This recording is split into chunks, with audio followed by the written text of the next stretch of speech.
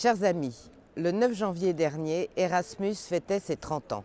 Les occasions de ce genre sont rares pour nos experts médiatiques et pour nos dirigeants de toute tendance politique de répéter à l'envi sur tous les plateaux qu'Erasmus était une réussite incontestable de l'Union européenne. Que d'éloges n'a-t-on pas entendu? Un véritable concert de louanges vantant les grands mérites de ce programme européen d'échanges universitaires. Mobilité étudiante qui, soit dit en passant, existait déjà entre universités dans l'Europe chrétienne des temps médiévaux et de la Renaissance.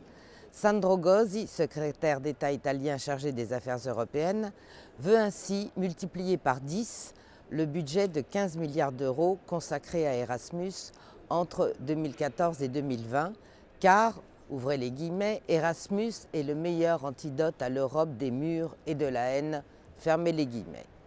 Quant à Patrick Kanner, ministre de la Ville français, ce dernier voit en Erasmus un outil pour, je cite, « lutter contre la radicalisation par la mobilité internationale. Pour des jeunes de quartier, découvrir l'autre, c'est être moins accessible à des idéologies intolérantes qu'on connaît malheureusement dans notre pays. » Fin de citation. La belle affaire. Offrons donc des bourses Erasmus aux apprentis djihadistes. Pour notre ministre de l'Éducation nationale, Najat Vallaud-Belkacem, Erasmus, c'est la meilleure carte de visite de l'Europe. Harlem Désir, secrétaire d'État chargé des affaires européennes, croit y déceler une arme de citoyenneté massive dont tout le monde devrait bénéficier. Dans l'esprit de nos responsables politiques, Erasmus rime donc avec mobilité pour tous, citoyenneté européenne, employabilité, démarche inclusive, lutte contre les idées nationalistes. En réalité, l'apprentissage sérieux des langues étrangères et l'excellence culturelle et universitaire sont le cadet de leurs soucis.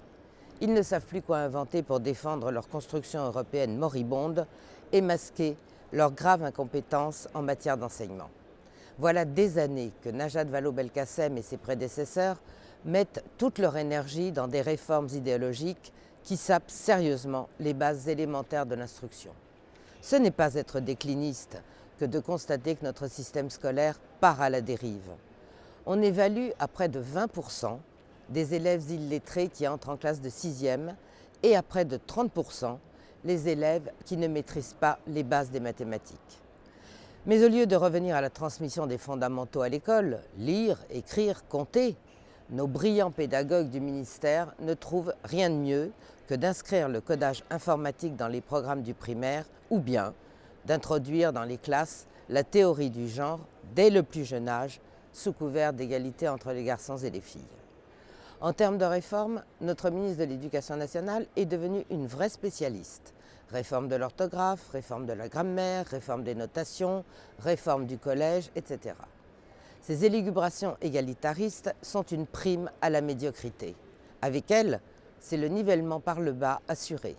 Chaque rentrée apporte son lot de surprises. En 2013, la distinction lettres classiques, lettres modernes était supprimée au CAPES. En 2015, la ministre annonçait une révision des notations au profit d'un système d'échelle de progrès qui sidérait les enseignants par sa complexité. Vous comprenez, il ne faudrait surtout pas récompenser les élèves méritants. En 2016, c'est au tour de l'orthographe d'être simplifié pour ne pas pénaliser les cancres. Il ne pouvait en être autrement en 2017. Voici que l'on nous annonce une belle réforme de la grammaire jugée trop élitiste.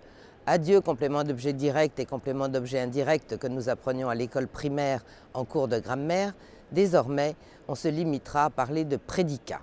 Encore une simplification qui complique tout. Année après année, l'enseignement des langues anciennes, latin et grec en particulier, se réduit à la portion congrue. Quant à la place de l'enseignement de l'histoire de France et de la civilisation européenne, n'en parlons pas, ce serait faire du chauvinisme et manquer de respect aux autres civilisations. À ce rythme-là, nos petits-enfants apprendront le français en option langue morte. Chers amis, l'éducation nationale est peuplée d'apprentis sorciers et d'idéologues qui ont en horreur le nivellement par le haut. Autrefois, l'école permettait aux élèves méritants issus des classes populaires et défavorisées de s'élever au-dessus de leurs conditions. C'est cette même haine de l'excellence qui a poussé le gouvernement socialiste à supprimer les bourses au mérite. À force de vouloir faire de l'école un lieu de rééducation idéologique au détriment de l'instruction, on peut s'étonner que la France dégringole dans les classements internationaux. Il s'agit bien ici de l'avenir de nos enfants, et donc de notre pays. Vouloir les embrigader ainsi n'est bien sûr nullement le rôle de l'éducation nationale, qui aujourd'hui se substitue au rôle des parents, comme elle le faisait il n'y a pas si longtemps dans les pays communistes. Ils n'ont absolument pas à subir des lavages de cerveau dévastateurs, alors réagissons et protégeons-les, c'est notre premier devoir.